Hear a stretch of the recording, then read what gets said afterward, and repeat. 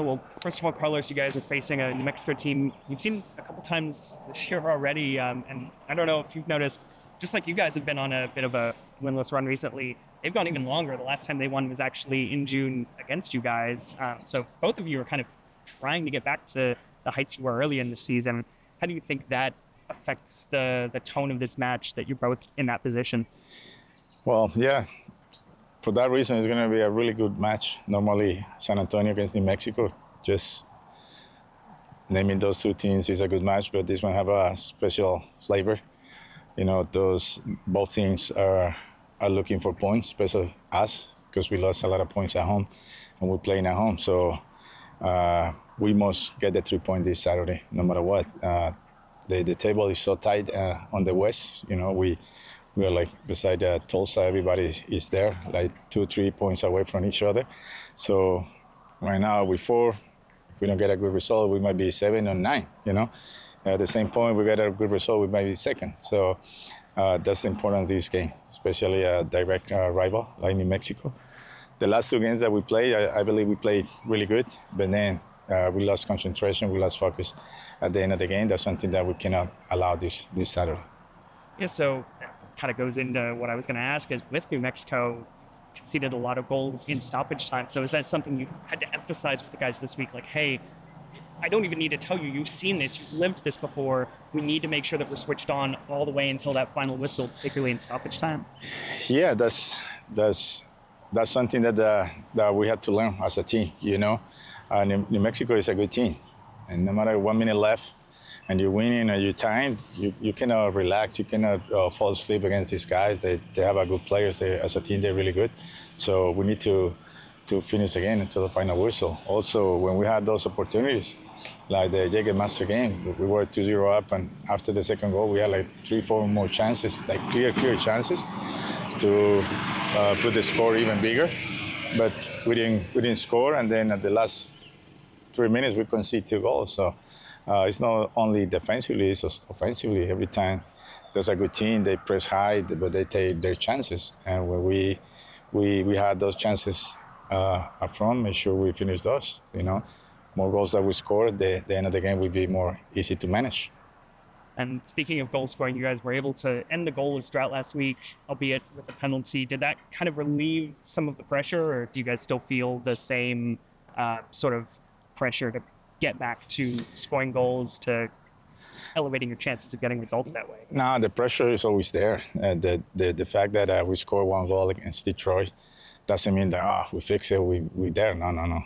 Every game we must score goals, you know, and also we give up a goal in a set piece. That's something that cannot happen, you know. The run of play, for most part, we defend well. Second half, we don't get the ball much, but defensively, I think we behave well. But we have to get rid of that goals. And also, if we score 1, we have to create more chances and score more goals. And building off of talking about the defense there, it seems like these last 2 matches on the road, you guys have had to endure a little more defensively. And obviously, over the last few weeks, you've had to change things up with Alex getting injured, Alexi kind of coming in and, you know, not really having many other options. So how do you feel the defense has done dealing with the pressure and that rotation? The last 2 games, they did well. They did well in Monterey. We for most part of the game, we keep the lines high. We defend away from our goal.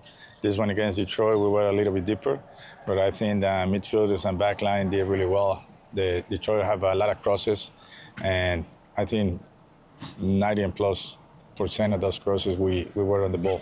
You know, we won those crosses, which is good. That's an improvement defensively. We didn't allow anything to the middle. So, as I said, that was really good and something that we need to build up and work more. As soon as you keep the shot out, we're going to have chances. And when we have those chances, we have to put it away. You mentioned I saw in the comments after the Detroit game, you felt like the team played well in the first half. You were saying in the second half, and when Detroit upped the intensity, that your team wasn't able to counteract that or match up with that.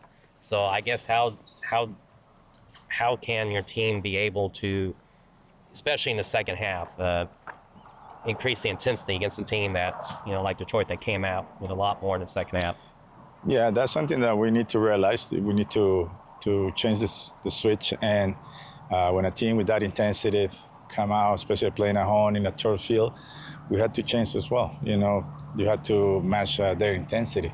It's not about the game and how we play. It's about playing plus winning second ball, winning area challenges, all the little details. 50-50 ball, we must win it. Playing ugly, but you must get the result. You know, playing beauty or playing ugly doesn't matter. Make sure we get the result. We cannot play 90 minutes, try to play beauty and not getting results. Yeah, so it's winning those second duels, basically. Exactly. Winning every 50-50, second balls, area challenge, all those little details. Make sure we dare to compete, and that's something that we knew that we expect that from Detroit. Losing 1-0 at halftime, we expect that second half they're going to come out with more energy, pushing the lines up. So that's the kind of game that we're supposed to face. So we weren't ready for that game. So the defensively as a team, we were ready to defend, but we weren't ready to win the ball in a higher position. And you started, I think this is the second match in a row, you started Daniel at goalkeeper. Mm-hmm. So will you continue to start him? That's week by week. So I don't know if you notice in practice, I have both playing with the starting team to see what they bring to the practice. You know, that's a weekly decision. It's not like he's going to be my starting from now on. No, I also want to see Richard perform during the week and see if he earned the starting spot or not. And why did Daniel start the last two matches? What was it about him that you decided to go with Daniel for the last two matches? Well, because prior to Monterey Bay, he had a good days of practice here, and I saw the opportunity to start Danny. You know, make sure those two they're good goalies and they can compete each other. And I believe always I believe that competition makes you better. Good. This team has this year played well on this road. Is there anything that you see that attributes that success? I think we have the difference between playing on the road and playing at home is, I don't know, at home we had the pressure, like it's a must win. We playing in front of our fans, our families. I don't know if they're getting a lot of pressure from that, but away we don't have that pressure. Away we step up, we play most of the games, we get results, we get points. But I would say besides Charleston games, every other game on the road we play well. We play well. We were there. We compete for 90 plus minutes. And at home, that's something that we need to do better. I mean, having the fans around us, that should be a plus. You know, that should be a reason for us to run double, to do the extra miles. So I think it was more a psychological team. There's been a lot of growth in this group, and throughout the season. What kind of gives you the confidence going into the New Chicks weekend? Well, as you mentioned earlier in the interview, that we already played New Mexico twice, and this is a really good team. And I believe in both matches, we play face-to-face against them. So it's not like they overplay. In New Mexico, they got the result, but I think for 90 minutes, we play really good. Every time when they score, we respond right away. And after we tied 2-2 there, we create a chance to beat 3-2. Same thing when we play at home. We were 2-0 up, and after that, we create a lot of chances. A lot of chances that could be a different story. So this one, we know, and they mature enough, and we've been 8 months into this season to learn from mistakes, to know that this kind of team, in 90 minutes, you had to kill it, with chances, with goals. Don't give it a single chance to come back in games. So that's the experience that we have, that this is the team that you cannot let them come back. 2-0, make sure they don't come back in the score because they're going to be dangerous.